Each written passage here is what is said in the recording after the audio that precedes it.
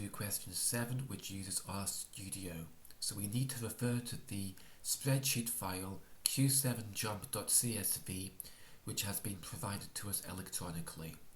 The first thing in RStudio is to set the working directory, which you do by going to Session Set Working Directory, choose Directory. Then navigate to the directory where your file is to be found. Notice here that the folder looks empty, but this is not a mistake. And you will see the file actually is there. After you click on Open, it's in the Files tab on the right hand side. Now we use the read.csv command with the file name q7jump.csv. Then you need to attach to the data by using attach my data. Finally, you can confirm that the data has been loaded correctly by clicking on my data on the top right side, and you will also see the variable names jump and back which are used in this data set. So now we are going to do question A part 1. Construct a scatter plot, and it's vertical jump height on back squat weight. That means back squat weight will be on the horizontal axis and vertical jump height will be on the vertical axis. So to do this, you use the plot command in RStudio, which is on our formula sheet. And you can just copy and paste it if you have an electronic version of it. Otherwise, you need to copy it. One thing to be aware of, or to be careful about, is that capital X and capital Y are not what we need to use in our command. You actually have to use the variable names from our data set, which in our case are jump and back. Now, which one is which? It was back we wanted on the horizontal axis, which means back has to come first. So confusingly for this data set, they have put them back to front. XLab is the label on the horizontal axis, and YLab is the label on the vertical axis. Main is the main title.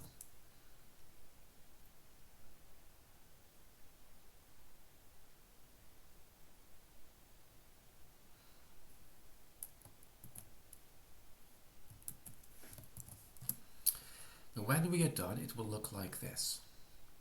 And you will need to copy and paste this into your answer document. So one way is to do export, copy to clipboard, click on copy plot, and then paste it in. For question A part 2, we need to make a comment about the relationship between back squat and vertical jump height. So we can see that as the back squat increases, the vertical jump height also increases. And we can type something like that into the answer document. And in this case, all of our answers are going into this answer document. It might be some cases that you have a spreadsheet question or an RStudio question where some of your answers may be written on the question paper, but they've given you boxes to type your answers in the answer document. Don't forget to print this out at the end. So now we are on to question B, part 1, find the correlation coefficient. So in other words, how strong is the correlation between the two variables? So we use the RStudio command, which again is on the data booklet, core.test. Between the two variables, jump and back. Now the order does not actually matter when you're doing a correlation test. And the important bit we need is the one at the end, core, which says 0.828. So I would copy and paste all of it into the first box, but then at the end state it is 0.828 and so on. That is your correlation coefficient. Although it's not asking you to interpret this, that would be a fairly strong positive correlation. Now be aware there is another way of doing this, which you could just use core, and that would avoid all of the other output and just give you the correlation coefficient. So now we are going to do question B part 2, find the equation of the regression line. and is of vertical jump height on back squat weight. In other words, vertical jump is Y, back squat weight is X. You use the command in the formula sheet for this LM. Now watch out that Y comes first. So it's unlike the scatter plot where X comes first. So we are going to put these the opposite way around from how we were doing it before, with jump coming first. Your output looks like this, which would give you 1 mark. You would get your 2nd mark for interpreting it.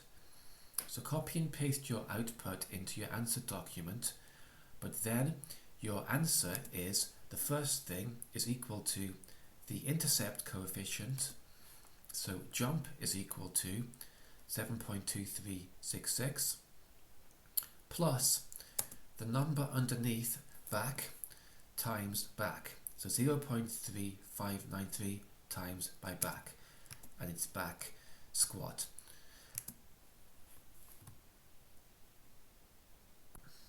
Now we're on to part C, where it says use your statistical software, that's RStudio, to estimate the vertical jump height, that's the dependent variable, based on the back squat being equal to 165.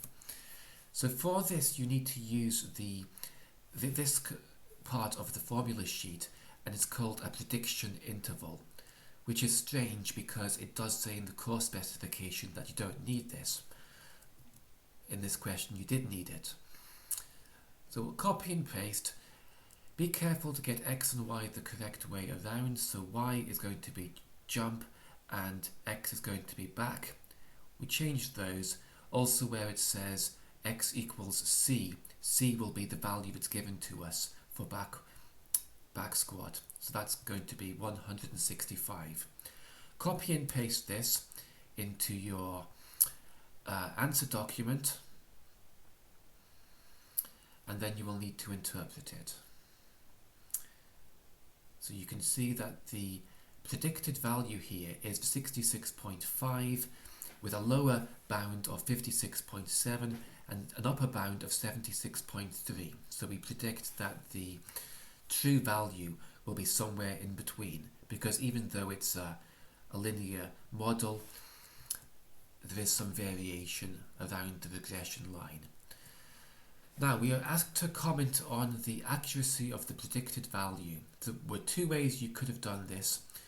One way, which I think is a good way, is to talk about the range of values in your data. So the 165 kilograms was within the range of values that we used to make this regression model. So you could have said this, within the range of data used for the model. Another thing you could have said was to talk about the prediction interval and say the true value is somewhere between the lower bound, the 56.7, and the upper bound, the 76.3 kilograms. Now I'm going to show you another way of doing the prediction in question C, which is likely something that you might have to do in an exam, because I think they are still uncertain really whether they should be using this prediction interval thing. So most straightforward perhaps is to use the regression line, which looks like this in our question. Jump height equals 0.36 times back squat plus 7.2. Now we wrote that before the other way around. Doesn't make a difference. So equal to 0.36 multiplied by the back squat 165 plus 7.2. I shall put that into a calculator, and you can see it comes out as 66.6 kilograms. It's just slightly different because of rounding. Paused. Rounding. Now on to the last part of this question, part D. Why does the statistical analysis not support the advice that increasing the back squat weight will increase the vertical jump height? Well, we did find a positive correlation between these 2 variables, so you might think that as the back squat weight goes up, the vertical jump height goes up. Well, that's true. However, it doesn't mean that that's something you can actually control, that manage to increase your back squat weight, and therefore your vertical jump height also increases. Why not? Well, that's to do with causation. So if you're controlling a variable and making something happen, one variable has caused the other to change. However, you must remember the maxim that correlation does not imply causation, or even just correlation is not causation. Now, we shouldn't need to be experts on exercise to do this question. There was information given in the data booklet, which we've somehow managed to do the question without looking at this, but perhaps we'll just look at the last paragraph here, where it says one measurement of overall strength and condition is a person's vertical jump height. So perhaps it's not necessarily the back squat weight that is allowing someone to increase their vertical jump height. It could just be the overall strength and condition is increasing the vertical jump height. And perhaps also back squat weight is also an indication of someone's overall strength and condition. But it may possibly be possible to increase your back squat weight without increasing your overall strength and condition, or without increasing your vertical jump height. So we don't need to get into details about the details of all these exercises or what strength and condition is. You can simply repeat the thing you can memorize, that correlation does not imply causation, or even just correlation is not causation. And that's how they said it in the marking scheme.